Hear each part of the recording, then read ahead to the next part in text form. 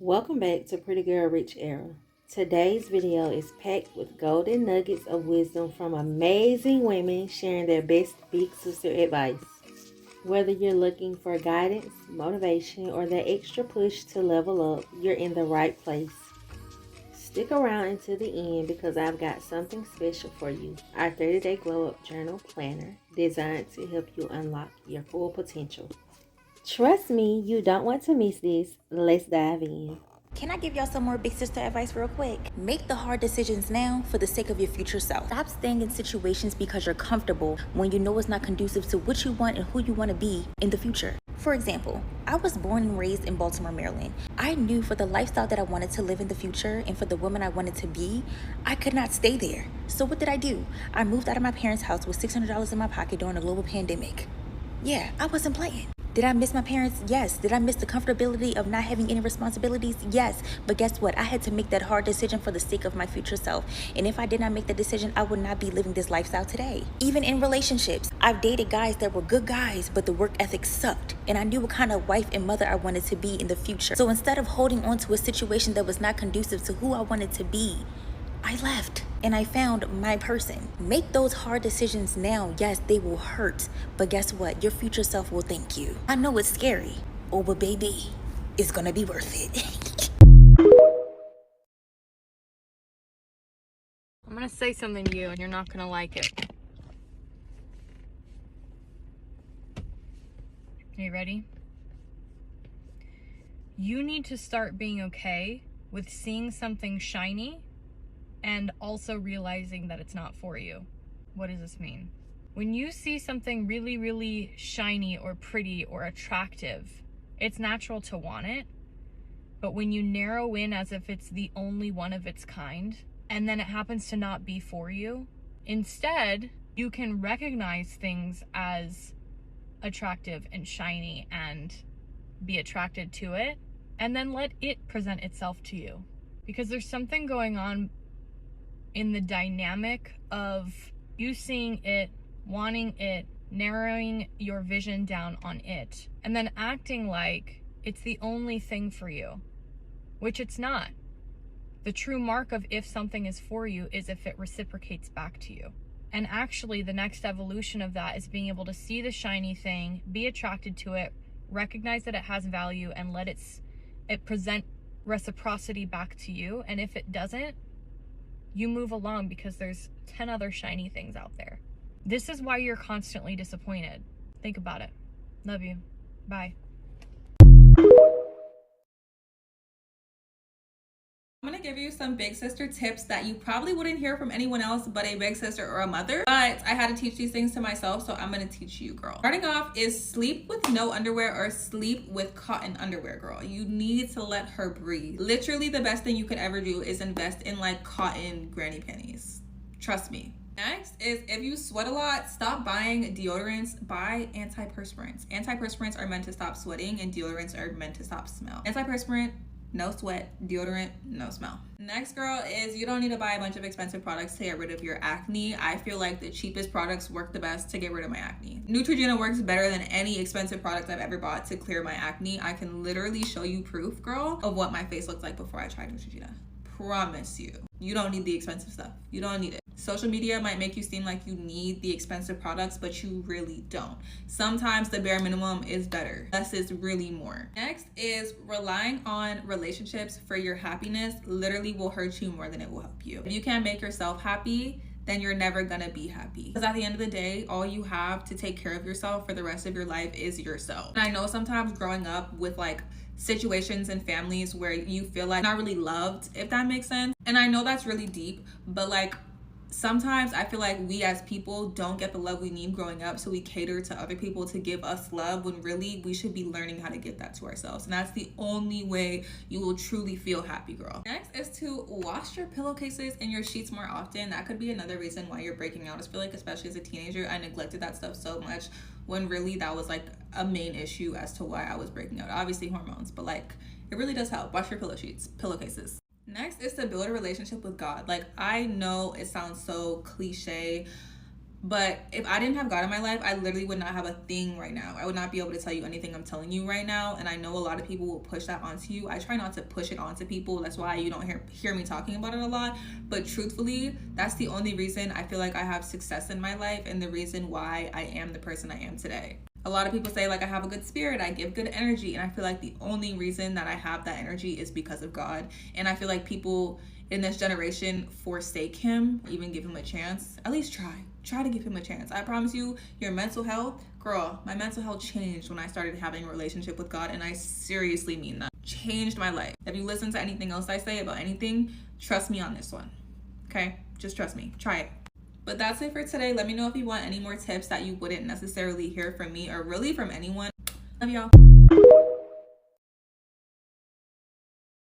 Here are some things that you're not gonna like to hear, but you've gotta understand if you really are the baddie you claim to be. Girlfriend duties do not include cleaning, cooking, doing his laundry, shacking up, sex, or childbearing. That's called playing house. Those are things that you do if you choose to do them when you become a wife. The truth is, a lot of us have been socialized to become pick-me's. We've been taught that we need to play house in order to be picked or chosen. If you're honest with yourself and you've been cooking, cleaning, doing his laundry, etc., and you have no form of commitment, there's no discussion of marriage, there's no ring in sight, you're doing it because you want to be chosen or picked. The truth is, culture has taught us to play the role that we think we're auditioning for instead of playing the role that we've been given. A lot of you have asked me, what is a pick-me? A pick-me plays the role she thinks she's auditioning for instead of playing the role she's been given. This is why I always emphasize the importance of having a strong sense of self-worth and knowing who you are. If you don't know who you are, you're always gonna give into societal or cultural pressures. You're always gonna try to be picked or chosen, and this isn't just about romantic relationships. Think about it from your job's perspective. You're trying to do the most, you're letting them take advantage of your labor, even though you know that they're already underpaying you, but you want to get promoted. Why would there be any urgency to promote you if they know that you're going to bend over backwards anyway and do more for less? What they're gonna do is they're gonna keep milking you and getting what they can out of you without having to promote you, pay you more, or give you the title that you want. Because they know you're not going anywhere when you've made a habit of accepting less than what you know you deserve. Likewise, he knows you're not going anywhere. You've been cooking all these years, taking care of his kids from his other baby mamas, sleeping with him anytime, all the time. He knows you're not going anywhere. And he knows that you have put in too much. He knows that you've given everything, not just physically, but emotionally as well, and you don't want it to be a waste of your time. Just because you've seen that being a pick-me has worked for others doesn't mean it's gonna work for you. How many people do you see in these relationships right now where they've been together for years, she's been cooking, cleaning, has his kids, taking care of his kids from his other baby mamas, and when it comes to marriage, it's silent. At this point, she even claims that she doesn't believe in marriage, that marriage is a social construct, because that's the only way to hide the embarrassment at this stage in the game. She's given him everything she has to offer. She's put her life at risk having his kids. Let's not pretend like childbirth isn't life-threatening. Of course, people in that situation are gonna say that they don't believe in marriage. That is a perfect cop-out answer when you're in an embarrassing and unfortunate situation. You don't need to think like a man, you just need to think. Take a step back from your emotions and approach your life rationally. Avoid making purely emotional decisions. Save this video for the next time you're tempted to be a pick-me. We've all been there in some sense, but we're not gonna make it a habit. Listen here, this is my big sister advice to you. Trust how God is stewarding your life. It didn't work out, praise God. They broke up with you, praise God. You didn't get the job, praise God. It ended sooner than you thought, praise God. He's telling you no when you really wanted to be yes, praise God. I have lived enough life to finally learn to trust God's wisdom and to trust the moves of God, especially what he takes away or keeps me from, no matter what the circumstance is, even if I don't understand it. Trust how God is stewarding your life. Your future self will thank you for it. See you, love you, peace. I don't know who needs to hear this, but this was a piece of life advice that was given to me years ago while I was going through heartbreak, and I'm going to share it with whoever is going through the same thing. Every time your heart breaks, every time you go through a painful breakup, that's literally your soulmate's prayers being answered. Like, think about it. Your soulmate wants you to be theirs, right? So they are literally praying on your downfall. And every time that your heart breaks with the wrong person, with the wrong relationship, you are one less person away from finding your soulmate. And I think that's just a beautiful way to look at love and loss. Everybody wants you to be confident until you're actually confident. Everyone wants you to love yourself until you actually love yourself. They want you to put yourself first until you actually put yourself first. So choose the people around you wisely, because some people might be good friends when you're miserable, probably not as good when you're doing good in life. 5 big sister tips that I wish I had an older sister to tell me when I was younger. Since I didn't, I learned them all the hard way, and now I'm going to share them with you so that you don't have to. Starting off at number 1, you have to start being kinder to yourself. When I was younger, I always used to make fun of myself. I thought that it was so funny to have self-deprecating humor. I thought it made me seem humble and relatable, but honestly, it's just a little bit pathetic. Do not say anything to yourself or about yourself that you wouldn't say about your best friend. Even in the mirror, it's so easy to automatically look for the bad things that you don't like about yourself, but I want you to stop saying bad things about yourself, period. In front of people, in the mirror, anytime you look at yourself, say something positive, and I wish somebody would have told me this when I was younger, because it changes everything. Next one is be more careful who you surround yourself with. The 5 people that you surround yourself with the most are the most important people in your life. If they're not uplifting you, if you don't want to be like them, they're not supporting you, or they make jokes at your expense, or they make you feel insecure, then you might have to rethink who you surround yourself with. It is so much better to be alone than be surrounded with people who don't make you feel good about yourself. And that actually brings me to number 3.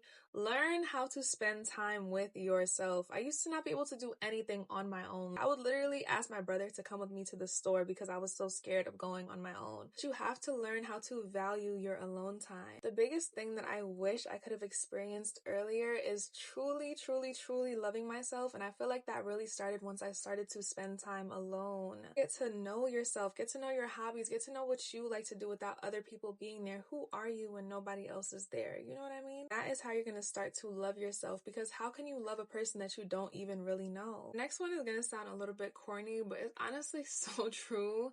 Be yourself. You are enough just as you are. I feel like for so long I thought that I had to be this certain person, or I was trying to hide certain parts of myself from certain people just because I was scared to be disliked. You have to have the courage to be disliked. You have to be so confident in who you are so that you don't feel the need to be liked by everybody else. If someone has told you that you're too loud, or you're too aggressive, or you're too quiet, they're just not the person for you. Don't try and be anybody else. Don't try and be like everybody else, because there's somebody out there. There are so many people out there who are waiting to love you for the real you. And those people, or that person who is meant for you, is not going to be able to find you if you're pretending to be someone who you're not. The last one is, I wish that I would have started to journal sooner. Journaling will literally change your life. As someone who used to have crippling anxiety, I realized that it really was because I had so much up here. When we have so much in our mind, of course we're going to have anxiety, because you know how many thoughts we have to get those out. Start writing everything in that journal. In the morning when I first wake up, I'll write out like 3 pages of just a stream of consciousness, just every single thought that I'm thinking, so that I can get it all out so it's not troubling me throughout the rest of my day. If I have something to do, I'll write down everything that I have to do for that day in a to-do list in my journal, so that way everything is just out on paper. It doesn't all have to be in your mind. You don't have to carry it all on your own. If you don't want to write it all out, you could literally just talk to your phone. Like sometimes if I'm just feeling like I have too much on my mind,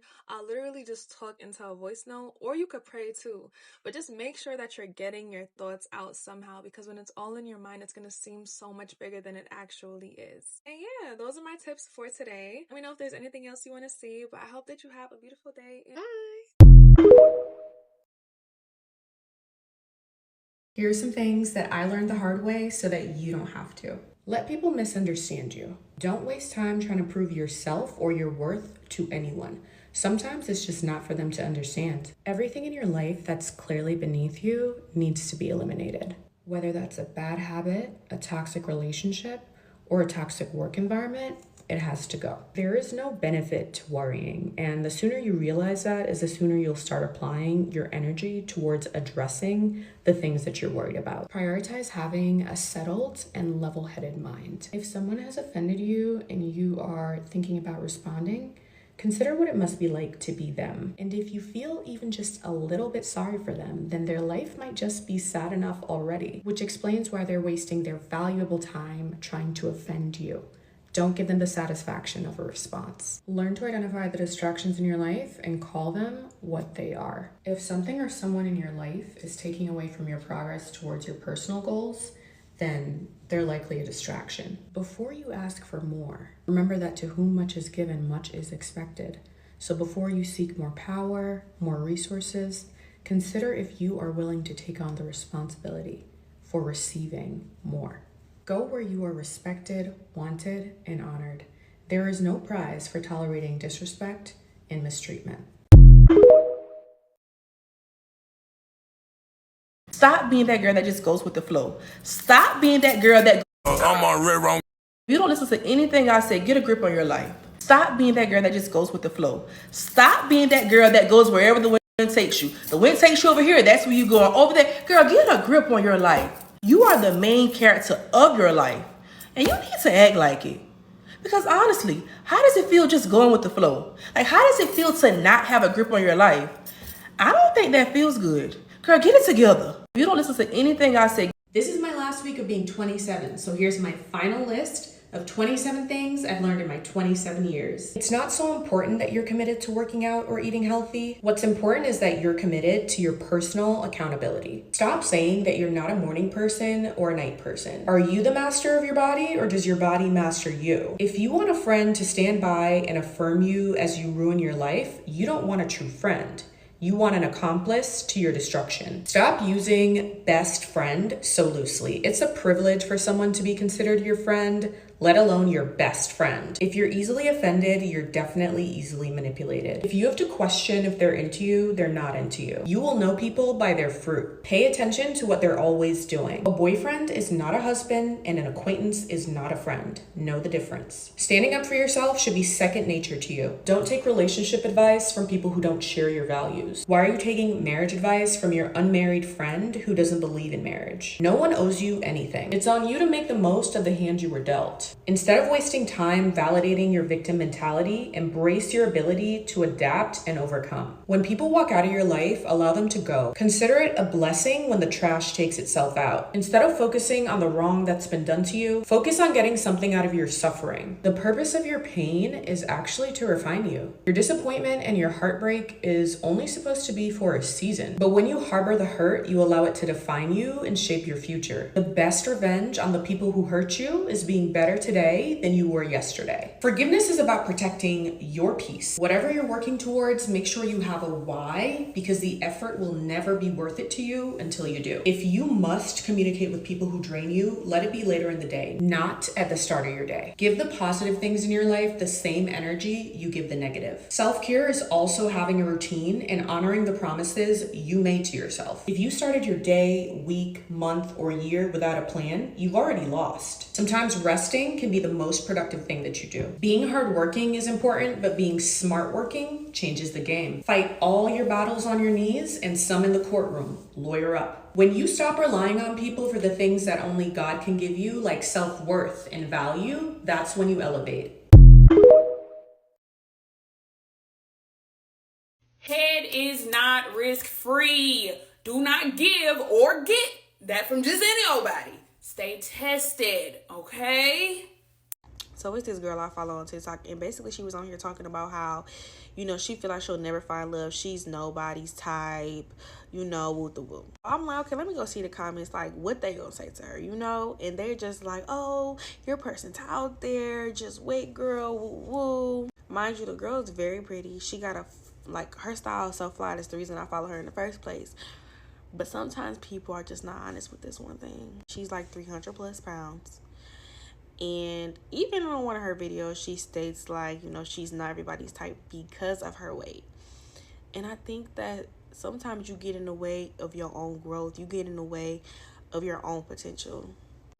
And yeah, that sucks. It sucks to think that, oh, I have to lose weight or I have to be a certain size in order to open up my options. But sometimes that is what you have to do. Now, this is not to say that you ain't gonna find love of your life just because you big either, though.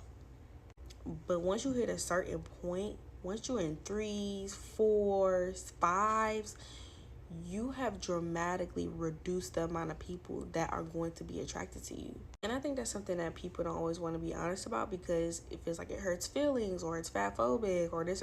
But the truth of the matter is that there is a certain degree of big where you do need to start taking accountability and losing the weight for yourself.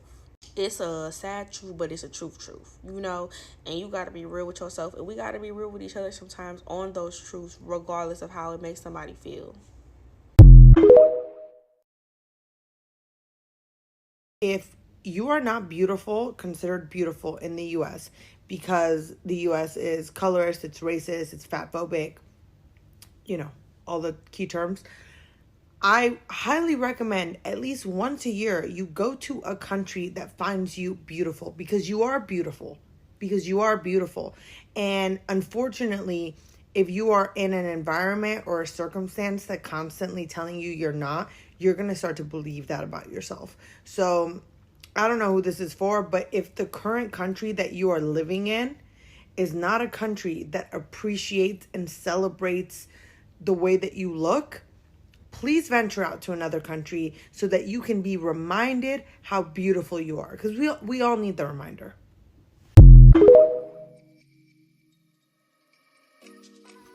Thank you so much for watching today's video.